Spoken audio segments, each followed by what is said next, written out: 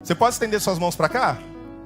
Fala assim: Senhor Jesus, receba a sua filha, que ela possa ouvir a sua voz e ser boca de Deus para nós. Espírito Santo, nós a recebemos como quem vem do Senhor. Use ela de forma poderosa, em nome de Jesus. Fica à vontade, Mel. Fala, Recappers! Como vocês estão? Antes de qualquer coisa, antes de tudo, eu gostaria de agradecer a oportunidade ao Gu e à Lari. Eu sou extremamente grata por isso. E não só isso, mas também pela liderança de vocês. Vocês são um exemplo de entrega, de sacrifício. E isso é essencial na nossa caminhada. E agora, me dirigindo a vocês, eu gostaria de dizer que eu estou muito feliz, porque hoje eu vou ter a oportunidade de compartilhar com vocês um pouco daquilo que Deus tem colocado no meu coração. E realmente está queimando muito, e eu espero que queime em você também. Amém? Eu vou começar lendo uma passagem, uma mensagem muito conhecida por todos, que está lá em João capítulo 1. E a gente vai ler do versículo 1 ao versículo 4. No princípio era o Verbo, e o Verbo estava com Deus, e o Verbo era Deus. Ele estava no princípio com Deus, e todas as coisas foram feitas por Ele. E sem Ele, nada do que foi feito se fez.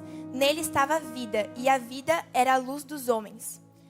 Então, João, ele já começa esse evangelho falando para mim e para você que nós não somos os protagonistas.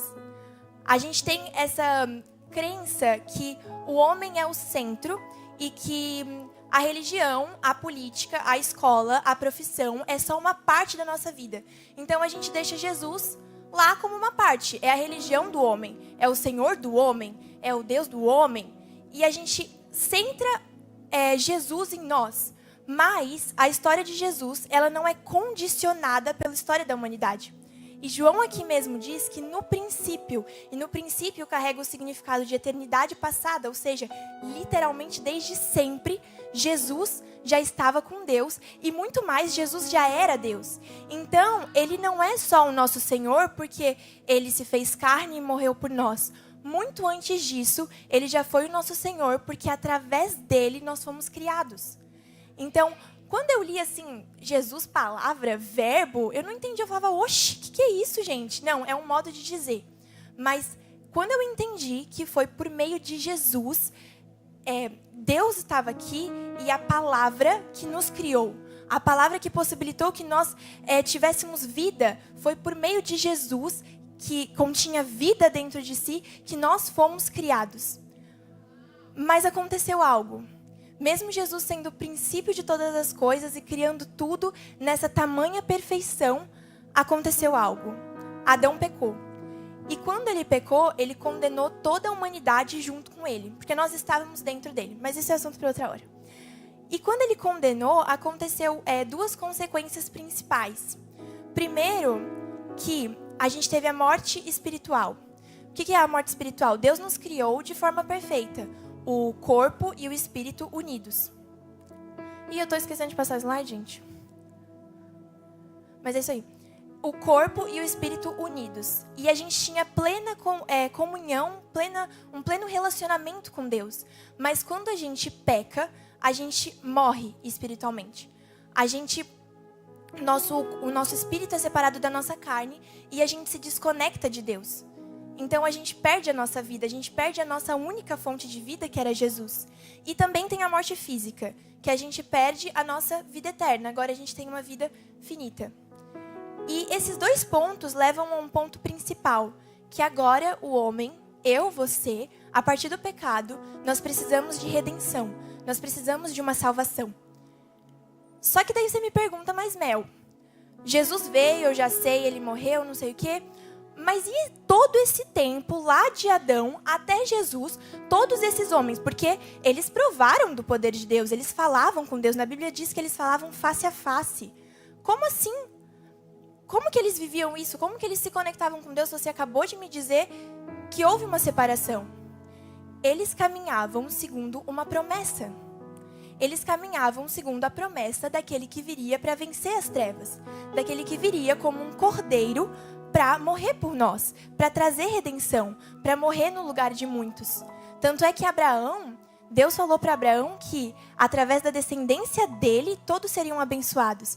E lá, na genealogia de Jesus, no capítulo 1 de Mateus, a gente vai ver todas as gerações que levaram até Jesus. E uma coisa que Deus falou muito no meu coração, que isso já é fato, a gente não liga muito para as genealogias.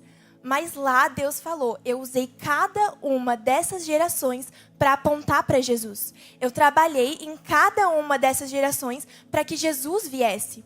E todos eles estavam esperando e andando segundo essa esperança. Então Jesus é o princípio e Jesus também sustentou eles. Jesus também foi a esperança deles. Para que então a gente chegasse ao momento em que Jesus vem na sua forma de homem. Vou ler um versículo também com vocês, que também está em João no capítulo 1, mas um pouco depois, no versículo 14. Vai dizer assim, e o verbo se fez carne e habitou entre nós, e vimos a sua glória como a glória do unigênito do Pai, cheio de graça e de verdade. Então, finalmente a gente tem o Filho encarnado, essa palavra que nos criou, que despejou vida sobre nós. Jesus vem em sua forma de homem para restaurar essa vida que a gente perdeu. Porque a gente perdeu a vida, a gente se desconectou do Pai. E agora? Jesus vem para nos oferecer essa redenção. O preço que a gente tinha que pagar, agora Jesus vai pagar no nosso lugar. A graça que a gente precisava, a redenção que a gente precisava, agora Jesus vai se entregar para que nós possamos ter isso. Então, o que ele faz? Ele nos devolve a vida. A redenção, a vida, o propósito que a gente perdeu, porque o nosso propósito é se relacionar com Deus. Agora Jesus volta, Jesus vem em forma humana para nos devolver o nosso propósito, para nos devolver a nossa vida. Então, ele não só nos criou lá no princípio, como também vem com a redenção, vem com graça para nos salvar e nos devolver a vida, nos devolver o propósito. Mas daí você fala, agora acabou, era isso, esse era o plot. Mas não acaba. A sua obra redentora ainda não acabou. Jesus, ele ascendeu aos céus e no tempo que ele estava aqui, ele semeou a si mesmo como uma semente. Só que lá na terra judaica, ele fluiu em sinais, ele fluiu em maravilhas, ele mostrou que ele era aquele que veio em nome de Deus para nos oferecer salvação. Mas ele... em Atos, se vocês tiverem a oportunidade de ler e dar muita atenção para o capítulo 1, versículo 8, vocês vão ver que ele comissiona os discípulos. E quando ele faz isso, ele faz assim, eu plantei uma semente em vocês. Porque quem que é a terra? Nós somos a terra. Jesus, ele planta a semente em nós. Então, ele fala assim, eu plantei uma semente em vocês. E agora vocês vão fazer com que o reino se espalhe no mundo todo, pelos 4 cantos da terra. Então, a obra não acabou. A obra começou quando ele morreu e a obra continua. Nós temos a semente do reino de Deus, que é o próprio Jesus, dentro de nós. Porque a gente se limita muito achando que, eu vou pregar as boas novas, eu vou falar sobre uma doutrina, eu vou falar sobre uma canção de um louvor, eu vou falar sobre aquilo que eu acredito. Mas muito além do que tudo isso, é uma coisa, é Jesus. É Jesus. Simplesmente Jesus. Amém. Então, a gente tem essa semente, que não é uma doutrina, não é uma crença, é Jesus dentro de nós. E nós fomos comissionados a espalhar. Então, o nosso propósito agora é o relacionamento com o Pai, porque a gente pode, porque Jesus rasgou o véu, mas também agora a gente pode espalhar esse amor e essa graça. Esse é o nosso propósito. Espalhar, transbordar isso que Ele colocou dentro de nós. E daí, a gente entende que Ele não só foi o princípio, Ele não só deu esperança, Ele não só morreu por nós, mas Ele continua hoje, dia após dia, nos edificando. A obra que o Espírito Santo está fazendo aqui, ela continua e nós somos chamados a contribuir com essa obra. Mas não só contribuir, ser usados intimamente e especificamente pelo Espírito Santo, porque não é sobre nós, é sobre Jesus. Não é sobre nós não somos os protagonistas, Jesus é o protagonista. Por quê? Porque agora a gente caminha para um momento muito especial. A gente fala Maranata, Maranata, e realmente Jesus, ele vai voltar. E quando ele voltar, a gente vai ver a colheita da semente que foi semeada. A colheita da semente na eternidade, além da redenção do nosso espírito, igual vai dizer em 1 Coríntios, no capítulo 15, do versículo 50 ao 52, eu não vou ler, mas lá vai dizer que toda mortalidade vai se revestir de imortalidade. O que ele quer dizer com isso? Que o nosso corpo, ele também vai ser livrado da corrupção. E o nosso espírito, ele vai se unir à nossa carne.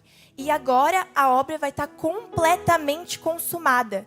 O propósito de Jesus, desde o início, que ele sustentou as nações, ele veio por nós, ele edificou a sua igreja, para que no final a gente pudesse ter completamente essa vida de volta, esse propósito de volta.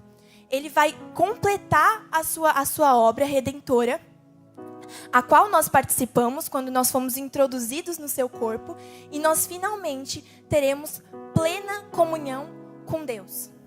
Então esses são os 5 pontos que eu queria trazer e mostrar que Jesus, ele foi o centro, o propósito e o princípio, os fundamentos, aquilo que sustentou todas as gerações, todos os tempos. Nunca foi sobre nós, de eternidade a eternidade. Quem vai reinar e quem vai ser o centro sempre vai ser Ele. Isso explodiu a minha cabeça porque com certeza você já ouviu assim: ah, mas aquela menina, cara, ela é muito gente boa, só faltava Jesus na vida dela. Quem aqui já ouviu isso?